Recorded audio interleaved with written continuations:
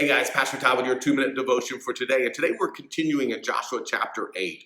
And so we've seen that God's people, the Israelites, have to go back and battle that same little country of Ai again. And of course, this time God's like, I'm with you. You're going to listen to me. You're going to have my blessings. We're going to win this. And of course, we know God keeps his promises. We can trust God no matter what. And what I love is, so God gives Joshua this incredible plan to defeat AI. It's so cool. So what God does is says, hey, Joshua, you remember how Joshua only sent part of his army last time. He says, send that part of your army, right? Let them go right up to the city and act like they're going to fight them again. But take the rest of your army and put them in hiding. And so what will happen is the people of Ai will see that part of your army and be like, well, we beat them last time. We can beat them again. And they'll come out and charge. And then God says, once they charge, go on a full retreat again.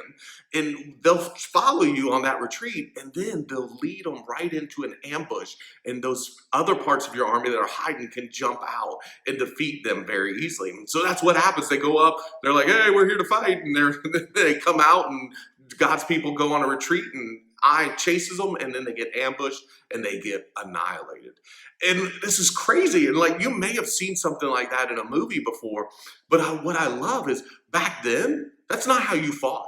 That is not how they did battle back then. What they would do is literally line each other up across from each other and be like, all right, let's fight, boom. And that's why a lot of people died, unfortunately. But to hide like this and to ambush like this had not been seen. We see it now in like movies and games, but this was brand new. And so what I love is Joshua had to learn to trust God, to not think he knew where God was going, not think he knew what God was up to, but to realize God is smarter than him. So I think what this story teaches us is that we have to trust the wisdom of God, to realize that God is smarter than us and that God doesn't always do the exact same thing. He does what's best for each situation. So we have to follow him, and to follow him means we have to be behind him, watching him. We can't get out in front of him and say, oh, I know what God's going to do because this is what he's always done, or this is what I want him to do.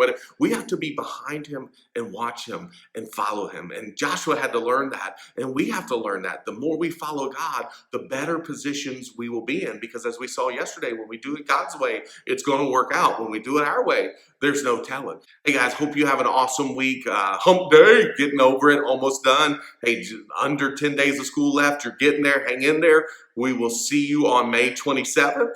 And until then, have an awesome week. We'll see you soon. Take care. God bless.